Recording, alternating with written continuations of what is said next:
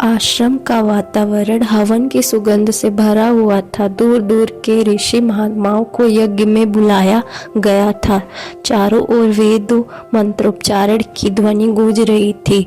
यह विश्वजीत यज्ञ था जो महर्षि बाष्वा के द्वारा कराया जा रहा था। कई दिनों तक यह यज्ञ चलता रहा। यज्ञ की समाप्ति पर महर्षि ने अपनी सारी संपत्ति और गायों को यज्ञ करने वालों को दक्षिणा में दे दिया। दान देकर महर्षि बहुत संतुष्ट हुए। नचिकेता महर्षि बाष्वा के पुत्र थे। बालक नचिकेता को गायों को दान दिया जाना अच्छा नहीं लगा क्योंकि वे गायें बूढ़ी और दुर्बल थी। उन्होंने सोचा पिताजी जरूर भूल कर रहे हैं।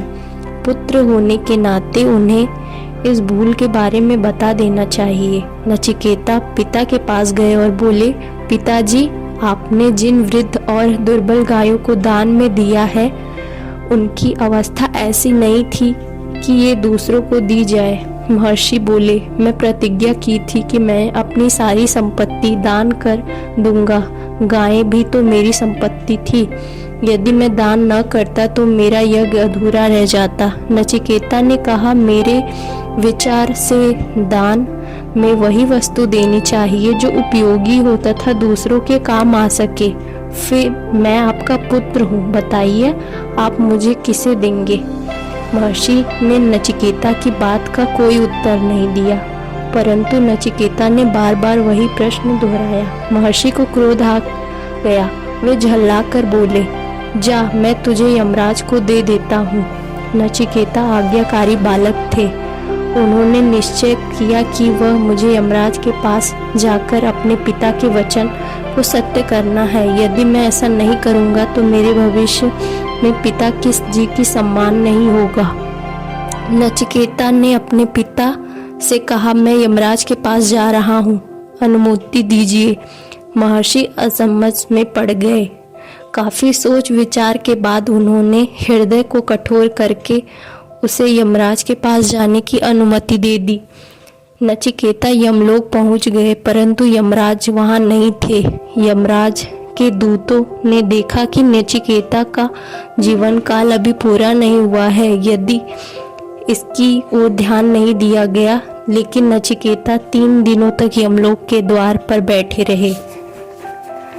चौथे दिन जब यमराज ने बालक नचिकेता को देखा तो परिचय पूछा। नचिकेता ने निर्भीक होकर विनम्रता से अपना परिचय दिया और यह भी बताया कि वह अपने पिता की आज्ञा के कारण यहाँ आए हैं। यमराज ने सोचा कि यह पितृभक्त में बालक मेरे यहाँ अतिथि है। मैंने और मेरे देवदूतों के घर में आए हुए इस अतिथि का सत्कार नहीं किया गया। उन्होंने नचिकेता से कहा, हे ऋषि कुमार, तुम मेरे द्वार पे 3 दिनों तक भूखे प्यासे पड़े रहे और मुझसे 3 वर मांग लो। नचिकेता ने यमराज को प्रणाम करके कहा, यदि आप मुझे वरदान देना चाहते हैं तो पहला यह वरदान दीजिए कि मेरे वापस जाने पे मेरे पिता मुझे पहचान ले और उनका क्रोध शांत हो जाए। यमराज ने कहा, तथास्तु, अब दूसरा वर मांगो। नचिकेता ने सोचा, पृथ्वी पर बहुत से दुख हैं, दुख के दूर करने का क्या उपाय हो सकता है? इसीलिए नचिकेता ने यमराज से दूसरा वचन मांगा, स्वर्ग मिले किस रीति से मुझको दो यह ज्ञान, मानव के सुख के लिए मांगो यह वरदान। यमराज ने बड़े परिश्रम से यह निश्चय विद्या नचिकेता को सिखाई। पृथ्वी पर दुख को दूर करने के लिए विस्तार से नचिकेता ने ज्ञान प्राप्त किया। बुद्धिमान बालक नचिकेता ने थोड़े ही समय में सभी बातें सीख ली। नचिकेता की एकाग्रता और सिद्धि को देखकर यमराज बहुत प्रसन्न हुए। उन्होंने नचिकेता से तीसरा वरदान मांगने को कहा। नचिकेता ने कहा, मृत्यु क्यों होती है? मृत्यु के बाद मनुष्य का क्या होता है? वह कहाँ जाता है? यह प्रश्न सुनते ही यमराज चौंक पड़े। उन्होंने कहा, संसार की जो चाहे वस्तु मांग लो, परंतु यह प्रश्न मत पूछो। किंतु नचिकेता ने कहा, आपने वरदान देने के लिए कहा है, अतः आप मुझे इस रहस्य का अवश्य बताएं। नचिकेता की इस दृढ़ता और लगन को देखकर यमराज को झुकना पड़ा।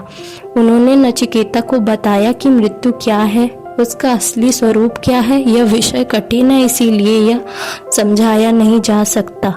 किंतु यह कहा जा सकता है कि जिसमें पाप नहीं किया, दूसरों को पीड़ा नहीं पहुंचाई, जो सच्चाई की राह पे चलता रहा, उसे मृत्यु की पीड़ा नहीं होती, कोई कष्ट नहीं होता। इस प्रकार नचिकेता ने छोटी सी उम्र में प्रीत भक्ति, दृढ़ता, सच्चाई के बल पे ऐसे ज्ञान को प्राप्त कर लिया जो आज बड़े बड़े पंडित, ज्ञानी और विद्वान भी न जान सके।